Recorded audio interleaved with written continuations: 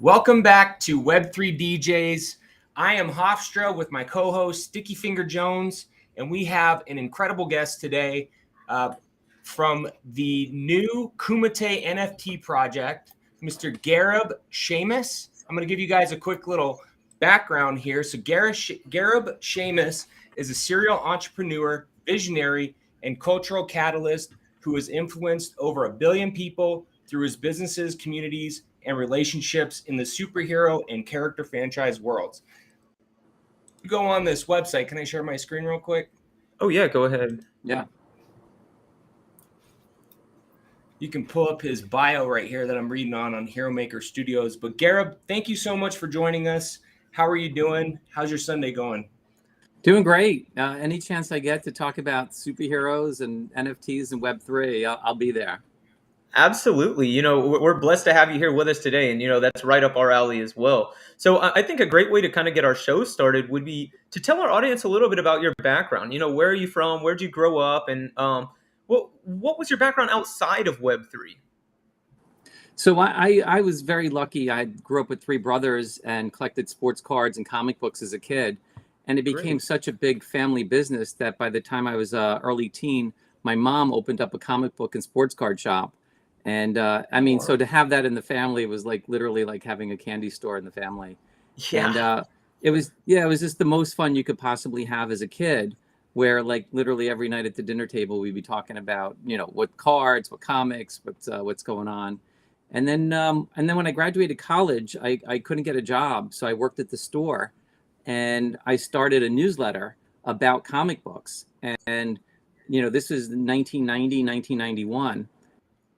And it worked out so that we started selling so many comics that I was turning it into Wizard magazine, which was incredible. And it was around the time when all the image guys left Marvel. So the magazine just took off. It was all pre-internet. There was nowhere to find out what was going on except through Wizard. So for decades, that magazine had really become the Bible of what was going on, not just in the comic books, but in superheroes. And then by the mid-1990s, I decided to throw a little party for the magazine and called it Comic-Con. And 20,000 people showed up. So it was this incredible moment because back then being a geek or a nerd was not fun. So so we had this big party. And I think that's really what galvanized, you know, the whole kind of geek and nerd movement. And then cut to, you know, today, my brother and I produced 180 Comic-Cons and, you know, created... you know, probably sold over 5 million tickets, but more importantly, have had just a tremendous impact on fan culture, not just in the superhero world, but I think how every brand or company, you know, works and deals and engages with their fans. And so it's just been an incredible, you know, kind of life ride here. Yeah, absolutely. I am a bit of a comic nerd myself. You know, it is a newer passion for me. And as a matter of fact, it's kind of just been sparked since I dived into the Web3 space. Do you have a favorite comic book character? Yeah, for me, it was always Spider-Man. So it's great Yeah. that you got into it. Yeah, I have so many similarities. First of all, I was born in Queens. You know, physically, I'm that same size. You know, people think that you need to have this big hulking exterior to be a superhero, but Spider-Man is not physically that type of character. And also, you know, luckily, you know, since you know, my magazine and the Comic-Cons did so well when I was younger, it was also having this kind of greater responsibility out there. And then also I was very close with Stan Lee. He was literally like a godfather to me. So to hear him, you know, talk about Spider-Man and how it was created and everything about the essence of that character, it just really resonated with me since day one. So how did you come up with the name Kumate, and what was the foundation for that? I met your partner at NFT NYC, Scott, I believe his name is.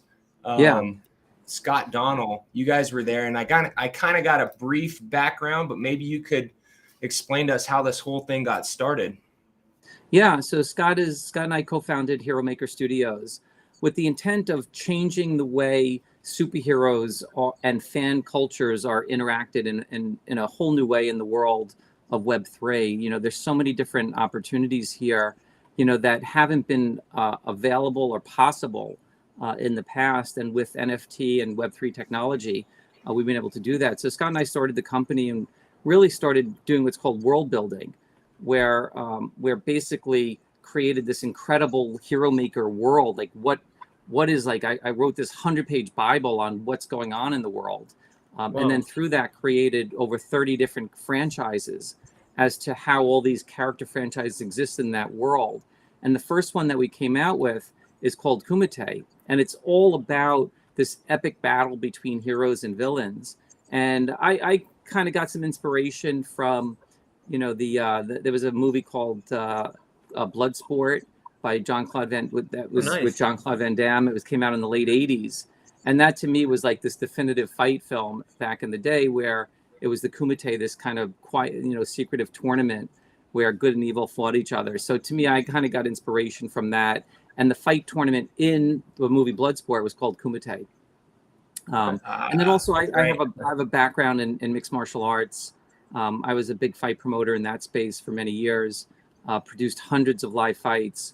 So, you know, kind of having this whole background in the fight world, and in the superhero world, kind of mixing it all together, you know, was able to create this epic franchise called Kumate.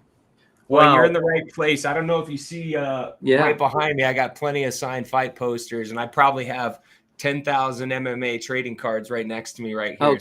So, yeah. Do you remember the IFL, the International Fight League? Absolutely. I had friends that fought in it. Yeah, so I started that. And so I started that back in the early 2000s. And we were the first ones to do deals with Fox Sports. So it was in 100 million homes, free television. I had my fight license in about 14 states, and I had over 100 fighters under contract, but not only worked with the superheroes in the comic book world, but also got a chance to work with the icons of that space, the Renzo Gracie, Frank and Ken Shamrock, Bas Rutten, Pat Miletich. I mean, the name goes on and on of like these extraordinary people that I had a chance to work with. Wow, that's amazing. Yeah, like Hofstra said, we're huge MMA fans. Do you still keep up with the sport at all? As you can imagine. Yeah, so do you still watch it? Did you check out the pay-per-view last night or anything like that? I didn't watch the pay-per-view last night, but I'm still a huge fan. I watch most of the fights. I still have a lot of friends in the sport, and you know, I think I have a pretty good like critical eye for like how it's evolving and what's going on in that world. So, you know, I definitely have, you know, still kind of, I wouldn't say a whole foot in the door, but I definitely have, you know, a lot of excitement and interest for what's going on in that sport. Yeah, absolutely. And so you have, like you mentioned earlier, launched Wizard Magazine. You grew up working in your family comic book store, and you did that right out of college. You launched Comic-Con, and now you've taken a step into the Web3 space. Oh, and again, the IFL, like you just mentioned. What are kind of like the parallels between all of those different opportunities that you've come up with? There's a couple. One of them is the birth of worlds and industries. So when you look at, you know, where I've been in the world, it's always at the most core beginning of how these things get started. You know, this was at the time when the UFC was really just kind of getting their feet wet again back in the real world, back in the early 2000s when I got started. It wasn't a business, it was really the UFC. And we really worked very hard on fighter rights and branding and sponsorships and live television and things like that, where even the UFC wasn't doing a lot of that kind of things.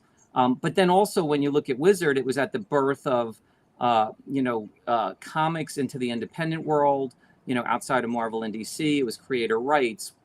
Toy Fair was magazine that I started, was at the birth of the independent toy market. You had Inquest Gamer, that was at the start of Magic the Gathering and at the birth of trading card games. So much of my life was about that. And then the second component is what I call the hero's journey. And it's all about being the hero of your world. And everything about what I've done is how do you enable fans to feel like, you know, they're empowered in their world. And that's what, to me, has been so attractive about the Web3 world, is that it's this idea that you have this content, which has been critical to the success of these, you know, big fan franchises and IP out there. The community side, which when I've sold millions of tickets, but reached billions of people and made them feel like they're all part of a community. And then you add it with the collectible side of the nature of the business that I've been in. That is Web3 all rolled into one. And fortunately, I've had a front row seat at all of those tables, and now been able to kind of bring that together in the Web3 world. Yeah. So you guys actually launched, I believe it was in June, correct? Yeah, on the worst day of the year in the markets. We woke up on a Thursday morning. The NASDAQ was down 500 points. ETH was way down. Had just collapsed a few days earlier. And so many people called Scott and myself and were like, you got to delay. You got to cut the price. You got to cut the number of NFTs. And we said, no, we're ready to go. We have an incredible community. We have to launch. And we did it. And we sold out the 9,600 collection very quickly. So it was really exciting, including some of the biggest whales in the Web3 NFT space really kind of piled into our project. So it was a real testament to what we were able to do and how we were able to resonate with the fans out there in the NFT world. Yeah, and we were talking offline just a minute ago about where things are in the space, and people say we're early, but even after this bear market, a lot of people aren't here that were here maybe 6 to 9 months ago, and we were just thinking about how this space is going to get mainstream appeal. I'd love to hear what you think is going to happen in Web3, in NFTs over the next 10, 20 years, because you've seen these other markets and their evolution and how that's worked. What do you think the progression is going to be to get mainstream appeal in NFTs? Well, there's a couple parts to that. There's more of what I would call like the near term, and then over time it explodes. So because it's absolutely the future of how fans are going to engage and own, what they do, whether it's data or characters or influence or whatever it might be. It's this idea that fans are going to have a much greater participation in the success that they help create. So the near term is right now, the thing that has to happen is brands that have developed things in the NFT space have to start reaching out to people outside the NFT world and bring them in, right? So most of the projects that you see out there, they might do an incredible job. The art is great, but they solely appeal to only the NFT people, and they have no value to anybody outside of the NFT holders. So the first thing that has to happen is to create some emotional connection to fans outside of the NFT space that would be interested in those kind of franchises. And I'm looking at it from the perspective of the character IP world. There's so many other types of NFTs, out there, but strictly from a character IP standpoint, which is what we see a lot of what's available on OpenSea or things like that. And that starts with storytelling, and so many franchises have been able to launch on whether they're incredible mechanics or art or just an interesting, look or feel to them, but they lack in the story. And that's what you need to do to create that emotional connection, because people are in it just to see what the value or the floor price is, and not the story behind it and how you can get engaged in that story. And that's really where I think we differ from most projects, in that we started with the story and we're creating that emotional bond. And we have our comic books coming out, and that's going to be free to everybody all over the world. So here's a chance for people who may not own the NFT to get engaged in the characters and the franchise and the story and how that's going to work. And then the second part is to enable people to participate in that franchise beyond just the core, hey, I own the NFT. And that's really where we're going to excel. And, so many people think that it's about, gaming in the metaverse, and it will be years from now. But so much of it is like, how do you take the earliest aspect of what you do and engage fans in a very unique way that's not just what's it worth, what did you sell it for, how much are you buying it for? And we're starting to see that now in the earliest days of Kumate. So we have the Vortex Tournament coming up, which is this big epic tournament to see which is the most powerful family of the 24 families in the world. And it's everything from the angels and demons and Faeries and Goblins and superheroes and Steampunks. So yeah, so that's a graph of the tournament that we have. It's called the Vortex. We actually have, the 24 teams that are going to compete against each other. And what's happened now is that we deputized 24 of our fans out there to set up their own Twitter and to engage their community and to say, okay, we're the Goblins. We need all the Goblins to get out there and vote. So there's a lot of kind of, jockeying for position out there, and it's really exciting to see. Yeah, this is awesome. It says here, like you suggested, 24 families battle for the ultimate prize. You have to tell us, what is this ultimate prize? And then if you wouldn't mind just kind of breaking down a little bit more of how exactly this tournament will work. Yeah, so for us, sometimes people feel like the prize needs to be physical, but there's this also kind of bragging rights involved in there. So we're going to be publishing this week what the prizes are going to be for the tournament. So we definitely promise people that there's going to be some pretty cool stuff that they win.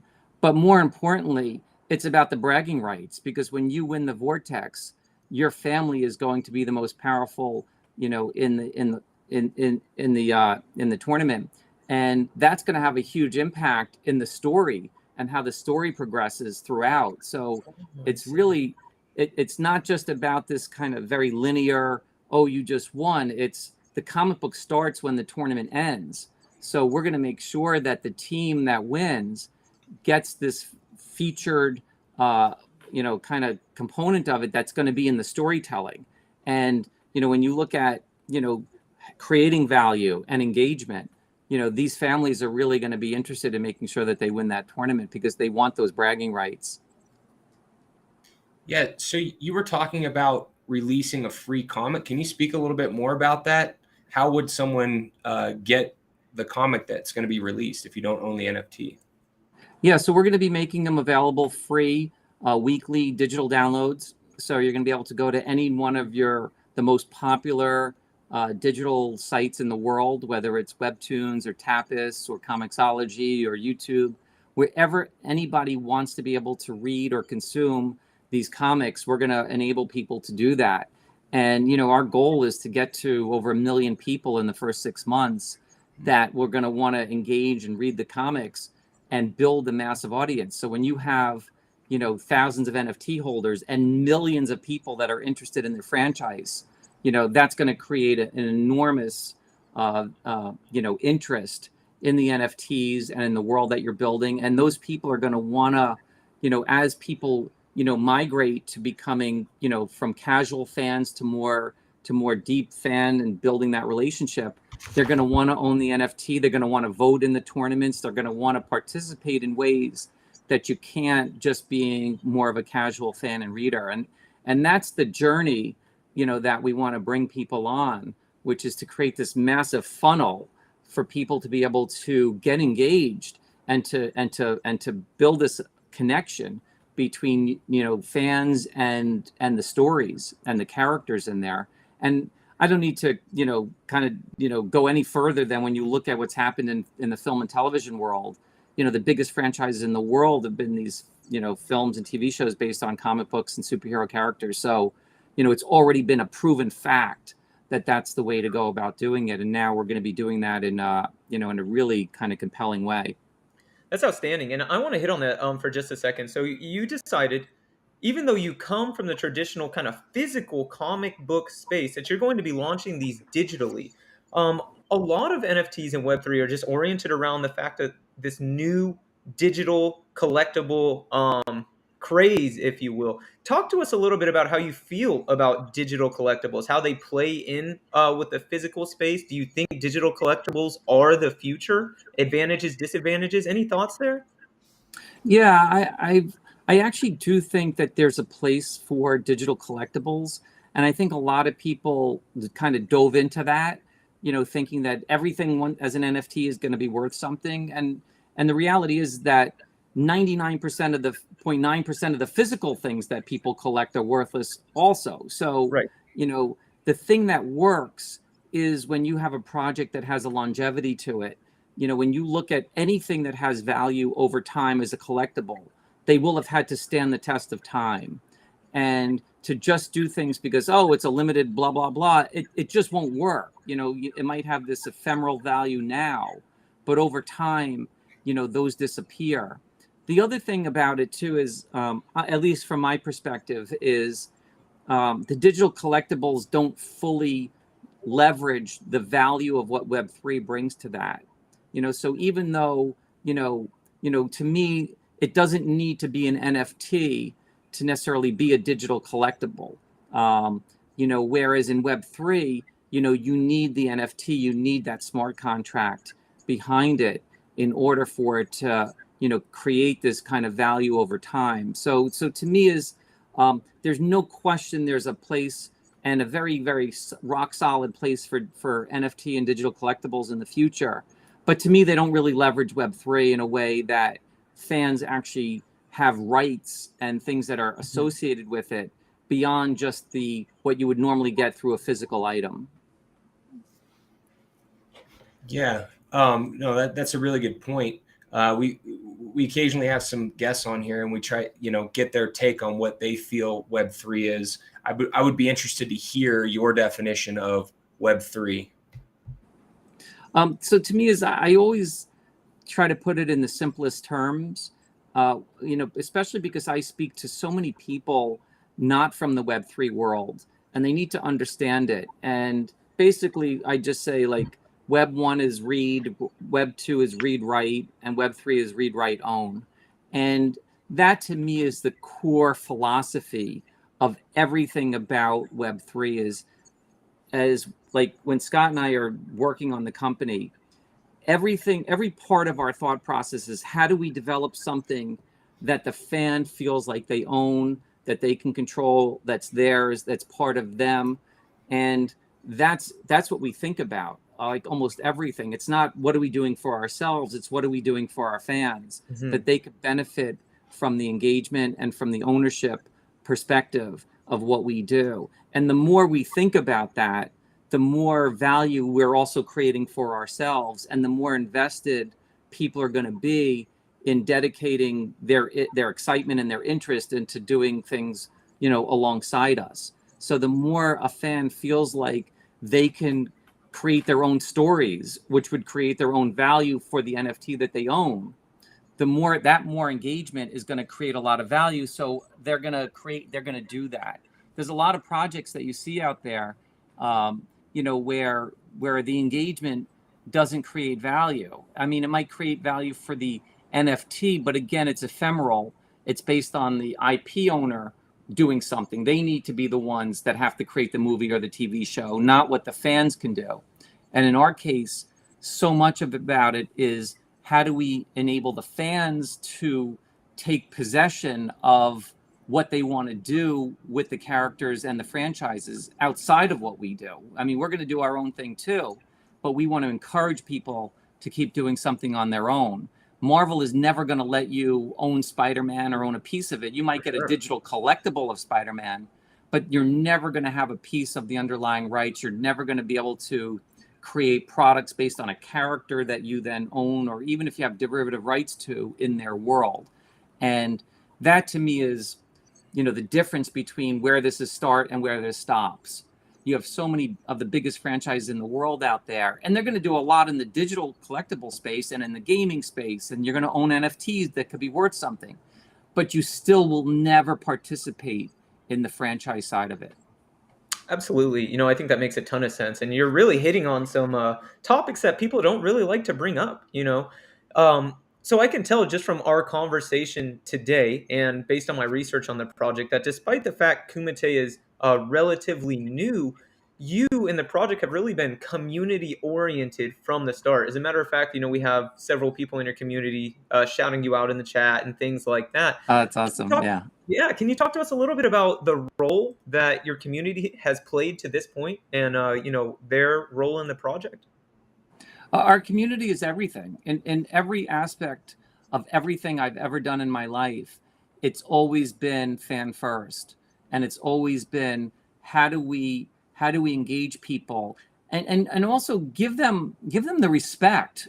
So many franchises they disrespect their fans, or they belittle their interest or their involvement. They're only there to make money off of them, and they're just not there to support them. My entire life, all these big media companies have been working with me to help engage their fans. I can't tell you how many big franchises I've seen. They sue their fans. It's like, the minute they cross over the line of doing things, they sue them. And it's like, these are your biggest fans out there. These are your biggest advocates. And now you're suing them for doing something more love for your franchise. And it's like, to me, it's like, that's crazy. We want to do the opposite.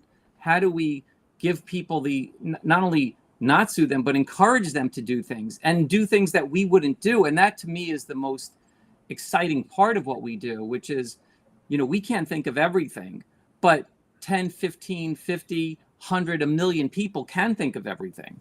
And that's, to me, is what the most exciting part of where we're going with this, which is unleashing this extraordinary energy and talent pool and ideas and thoughts that we've never come up with, and turning that over to the fans to be able to engage in ways that they've never been able to do with somebody else's character franchises. So what do you think, in your experience of starting Hero Maker Studios and this NFT project, is the main difference between like a traditional business that you've started versus this? Is it relatively the same, or are there some new challenges because of, this being new that you've seen and had to overcome? So at the core of it, every business has, like many things that are the same, right? You still need incredible people. You need still great ideas. You still have to develop. You still have to be creative. You still have to, have a structure where you could pay people, right? Like there's still, like, no matter what business you're going to be in, you still have that. Where this is very, very different is that there's this underlying technology, and especially something called the smart contract, that underlies everything that you do. So from that standpoint, you have like a finality to some of the programming that you're doing. Whereas a lot of technology businesses, you can iterate and build over time. The smart contract is a final product. So there's a limited amount that you could do with that. And that's going to change over time. So you got to really think about everything that you're doing as much ahead of time as possible, and build that in. So from that standpoint, there's that aspect of it. The second thing about it is to think in terms of, this multi-dimension as opposed to very linear, right? Because, when you're doing movies, it's a very linear storytelling. We're going to create something for fans. They're going to watch it. And then that's the experience. Even gaming, you're immersed in a world, but there's still barriers to what that world, what you can and can't do. Like no matter what video game you play, you still can't go outside the guidelines of what they've created. Right. This is something where there is no guidelines, there is no barrier to and guidelines, and there's no fence as to what can or can't be done, and that in itself creates the fun part to me is the idea that you don't know where it's going to go, and that's very scary to a lot of people, and not only is it not scary, it's actually exciting for us. Absolutely. That's what I was going to say as well. What scares others definitely excites us. And one thing that I wanted to hit on that you brought up is in your previous ventures and in your experience in Web3, it really seems like the people play the most pivotal role. Your team, the ones that you surround yourself with to help build out whatever the opportunity that you're facing. So why don't you talk to us a little bit about the Kumate team? So we have a whole bunch of people that are on our team. We have everybody from me and Scott. Obviously, Scott's got a huge background in the consumer business. We've got Anwar on our team, who's our CTO. Just an amazing guy. Worked in the he was a MIT Media Lab guy, hackathon, many hackathon winners. And Nelson Diaz is on an advisory and a great friend. And we have so many more people on our team. We have this woman Lorelei, who's our head of operations. She came from running comic book companies. We have a guy named John Nee, who is the global head of publishing for Marvel and was a very senior executive at Marvel and DC for many years. So, so he literally, helped build, DC's business around the world and Marvel's business around the world. So, in almost every facet of what we're doing, we have friends. And then we also have, some investors in our company, that are some of the most incredible people out there. Gabby Dizon, who's the CEO and founder of YGG. So Yield Guild Games from the gaming side. David Waslin, who's the founder and CEO of Wilder World. So, we have, some incredible people that are just, not only, investors and advisors for us, but we have a lot of incredible friends, in the space, that we could draw upon for inspiration and help. Yeah, sounds like a pretty core dream team of people to have on your side. One of the most, I would say, difficult things to figure out for NFTs, at least for me, is how do they continue to generate revenue? So you have this initial launch, right? And then you've got your secondary sales, but right now everything's slow. How are you guys thinking about the monetization of your project long term? Do you see it just being secondary sales, or are there other creative ways that you guys are coming up with on how to generate other lines of revenue? Yeah, so the thing is that most franchises, because they're collector based, and their value is based on scarcity and mechanical ways, their interest is always to decrease the supply of NFTs to increase the value, right. So that's kind of their value play, is that the less there are, the more value it creates out there. Sure. We have a different kind of philosophy, which is, when you have millions and millions of people out there that love your franchise, there's a capacity to create more NFTs, but they have to be different, and they can't just, dilute the primary collection. They need to be additive, and they have to be, ways in which new people can come in and not take away from the original, but add to it. And their mere existence of new NFT holders actually make the original holders even more valuable. So when you look at the way collectibles are created, right? Magic the Gathering didn't say, oh, in order to maintain the value of all of our cards, we're not going to make any more, right? They did the opposite. They keep coming out with new sets that came out with new cards, new mechanics, new things that drove the value of the original, right? So, and it's virtually the same everywhere you go. When you look at sports cards, they didn't just say, oh, LeBron had his rookie cards, and now we're not going to make any more because we want to maintain the scarcity of the rookie cards. It's like, no, every season they come out with new LeBron cards, but they've come out with new ways of doing a LeBron card, right? You can do, Logo Man, exquisite cards, right? Like there's so many different ways that you can, create new products that bring in new people that actually drive the value of the original. And that's really a lot about how we're thinking about what we're doing. We can continually add new Kumate NFTs to the Kumate families and new families, that don't dilute the existing families, but actually create more value for them, because it enables more people to come into the space that will drive, excitement, interest. And when you look at, 10, 20 years down the road, especially because of things being on the blockchain, you'll be able to see the provenance of some of the earliest of NFTs and how many tournaments they won and how they've been able to upgrade their characteristics and the weapons that they've achieved. And right. So when you start looking at the provenance of the original ones versus the new ones, all of a sudden there's going to be a lot of value creation in the oldest ones, because you've created so many new ones that will create the interest in the old ones. Yeah, that's a really good take. For sure. That was kind of opened my eyes a little bit, because I've been wondering the same thing. So do you think that's going to be more on the digital collectible side, or is there going to be a split, like 50% is going to be IRL, actual real comic books, or are you focused more on, that revenue just being NFTs and digital? No, we're going to have lots of like IRL type collectibles that we're going to do.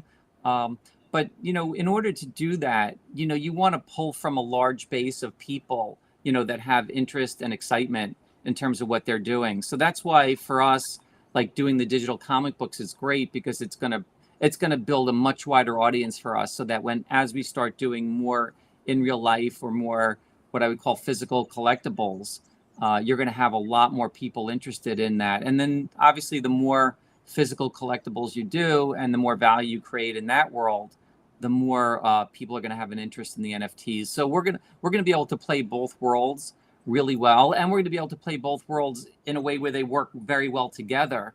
I don't think of them as separate, as being very separate, right? So like, there are physical collectibles that we're working on right now, we're going to be announcing soon, that there'll be a component of it that's only available to the NFT holders, Okay. right? So, that physical collectible might be worth more than the NFT. You might want to buy an NFT just so you can get the physical collectible, right? There's so many different ways to kind of work the value between both that I think people haven't seen yet. And because I've been able to, have a huge kind of background in the physical collectible space, we're going to be able to create mechanics that interact in a way that people have not seen before. And we're just going to be on the forefront of all of that. We've definitely, we definitely got started like a year later than the Bored Apes and the others out there. But it's not. But over time, those gaps are going to close really, really fast for us in terms of how quickly people are going to see that we're on the forefront of innovation and what's going on. Yeah, absolutely. I really love how you talked about the way that these mechanics that you're going to be building out will interact with each other in ways that the Web3 space hasn't seen yet. One of my favorite things about doing this show is no matter what project we have on, they're doing something different. And I think a lot of that is because we're so early that we're really still paving the way into finding what exactly the Web3 space is or what it can become. And so I do want to ask you, like, what does being early on the blockchain mean to you? To me, it means everything, because like I've said, longevity wins. So the earlier you get into the space, the more you become, the market leader down the road, the more people turn to you. And it's not easy to understand. I do think that it's not something that you could just tell somebody what it is and they get it, because there's another component to it, which is actually believing and practicing, right? So unlike a lot of other things where it's like, oh, now I understand, okay, I'll do that. It's not. It's so much more than that. Like, and I know, because of my own journey into the space, I had friends that were in the NFT world, and I understood what they were talking about, but it wasn't until I believed, what they were doing, and then I kind of joke that it's very religious, right? Like I have to be a practicing religious person Sure. about it, and it's not, and it's not just about us. It's like how we are religious about what we're doing for the community, and how we do that. So to me, it's being early means everything, because you get through the understanding of how it all works, and then you can move it forward. It's really hard to move to be innovative and be on the front lines just jumping into something. You have to be there and have kind of paid your dues and made the mistakes, and then figured it out. And then in order to kind of leapfrog where everybody else is, there has to be that kind of not only deep understanding, but the deep practice, where you have to be so vested in it emotionally and physically that you can then take that leap into the future. Yeah, I really enjoy how you said you have to be religious and essentially be an active you have to practice this, every single day. So something that we like to do on this show is leverage the opportunity, because it is all love here in the blockchain, Wag wag me me vibes. vibes and all of those sorts of things. But if you're like us, sometimes you see things that, don't exactly sit right with you. And so we like to highlight a segment that we call beefing on the blockchain. And so Is there a project, a person, or just a pet peeve that you have on the blockchain, something that you see that just doesn't sit right with you that you'd like to highlight? Um, the only thing that I think is that we need to be a lot more self-regulating in the way that, there's always going to be bad actors and people that want to take advantage, and because it's such an embracing community that everybody wants to feel like they want to embrace everybody that's in there. It's hard to it's hard to be fully embraced in that way, and we see it so many times where whether it's creators that are rugging their fans on the projects, or it's just so many people trying to steal your wallet and all that kind of stuff. And that's the part that's really tough, is that when you're trying to build a business, but yet there's so many people out there that are just trying to take advantage or destroy it. It actually hurts the innovation. It turns people off. And so to me, that's the part that's really, really hard to do. So I just think people need to be cautious about that stuff. I mean, people are, but like we're trying so hard to not ask people to hook up their wallets to things and to Right. ask them for stuff. We're just trying to be very, very cautious about that. Yeah, that's a great point.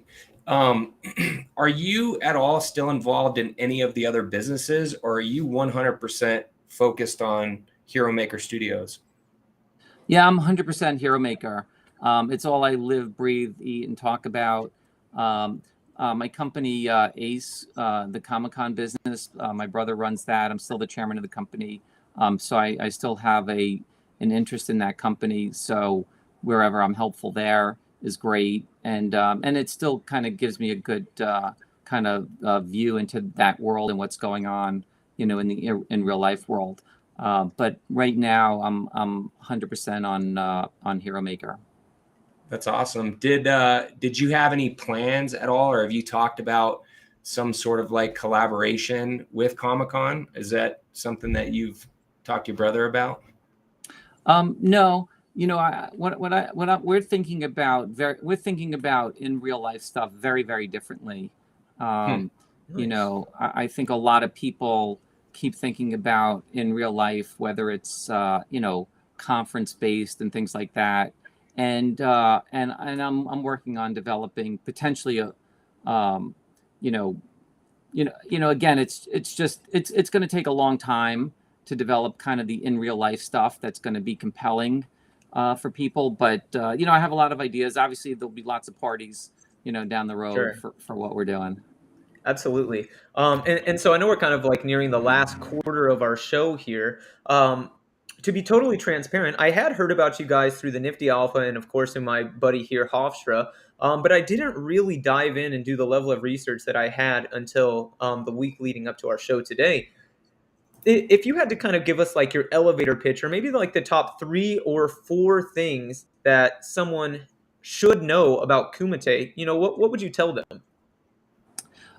The thing that I would want to tell them is one is that we're here for the long term, and that is it's not a project that people are going to come into and say, oh, I need to flip it and we're going to make a profit next week.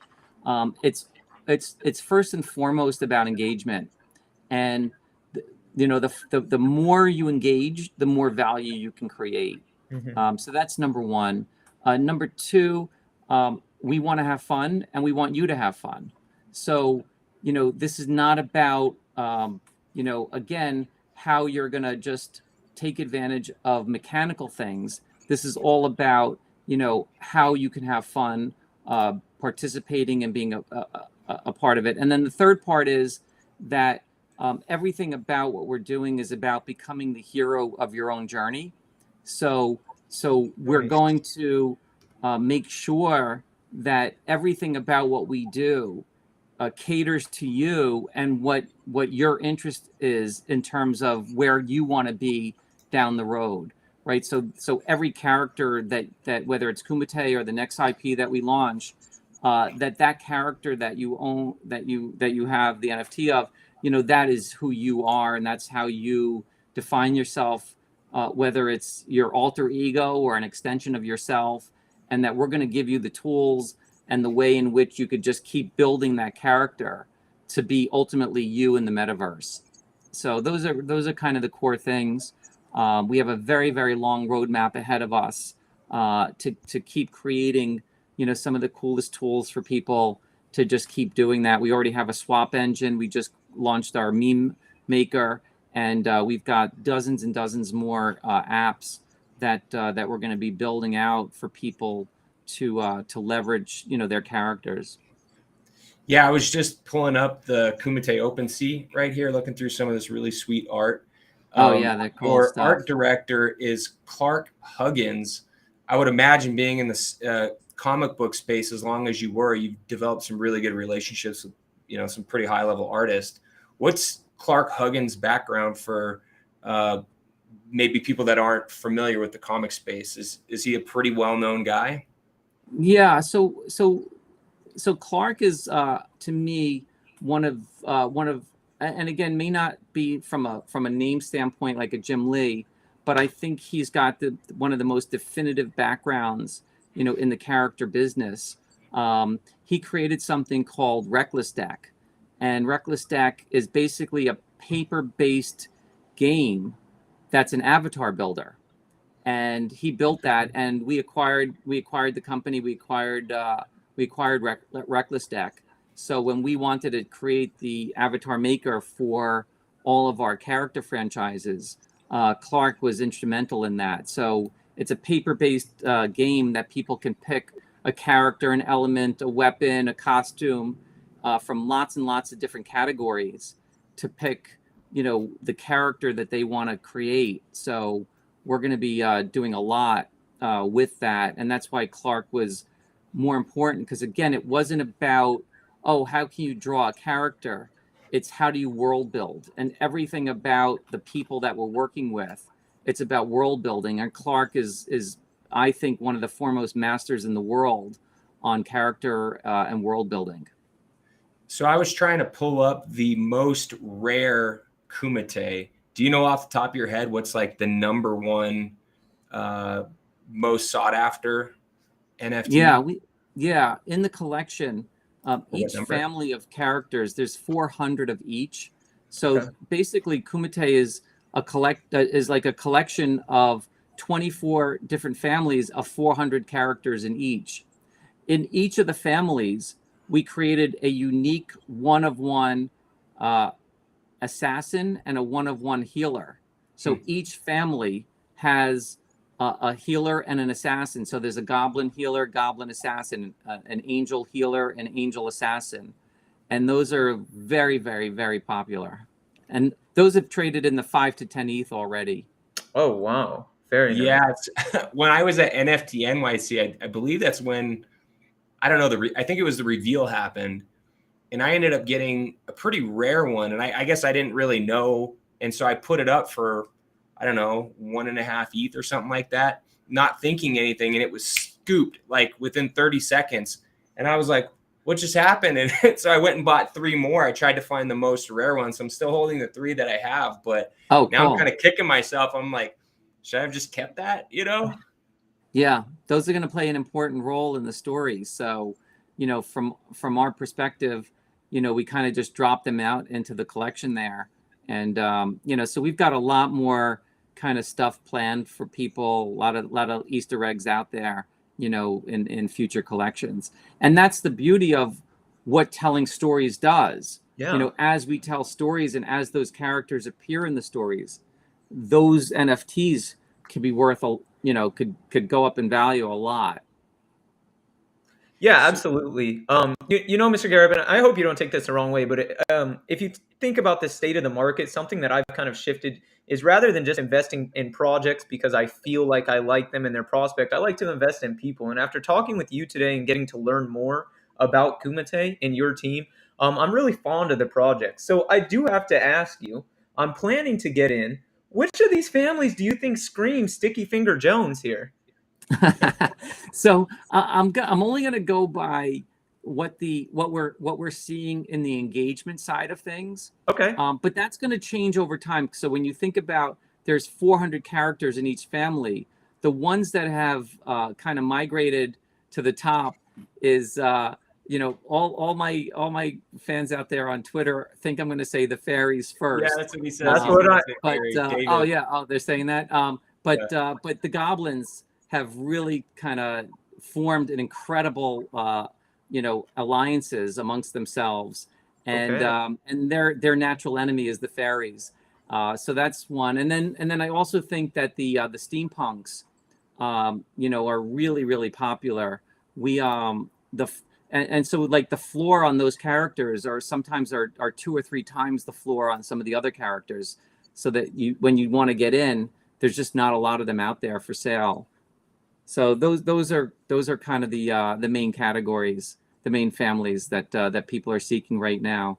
But what's going to happen is I got a steampunk right here.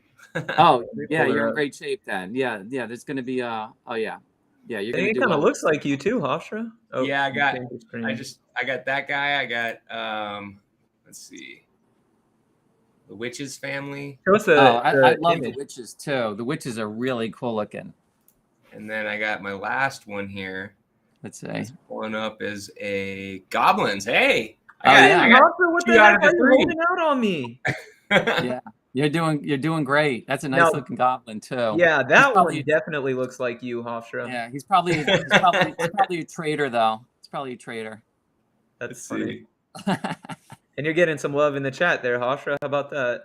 All right. I signed up for the thing on the Discord too, so I just I'm slowly making sure I'm following along. I'm checking all the announcements because I know it's a long term. When I was talking to you guys in the beginning, they were, you guys were saying just be in it for the long haul. And I've actually, like with Sticky, I've shifted. I probably have, I don't know, maybe 8 projects that I'm really invested in or less. Last year I had like 40. I had so many. It was like, oh, you can't even get into it. So at the beginning of the year, I just said, look, I'm gonna keep the projects that I want to be invested in. And my whole experience in the NFT space has changed because of that. It's just like, I understand what community means. I understand what some of the stuff you're talking about, how your community is going to be invested. And I really would urge people that are new to find stuff that they resonate with and communities that they really enjoy being a part of, because it'll be a completely different experience than just trying to flip and make money. Yeah, that's what it's all about. When people start buying comic books, right? It's all about, who are they interested in? I mean, certainly there's always going to be a financial component, to what could be valuable there. But so much about it is, what are the stories that resonate with you? And it's the same thing with sports. You could buy rookie cards, or you're a Yankee fan, you want to buy Yankees. There's a lot of different ways, that you can collect, because those people's stories resonate with you. It's going to be the same thing here. Not that you can't own a lot of different franchises, but we are definitely one where the more you engage, the more value you're going to create. So it's not, even though rarity is a component of it, and certainly we see that in a lot of other projects, rarity might be the only component about what people try to collect or the value that's driven there.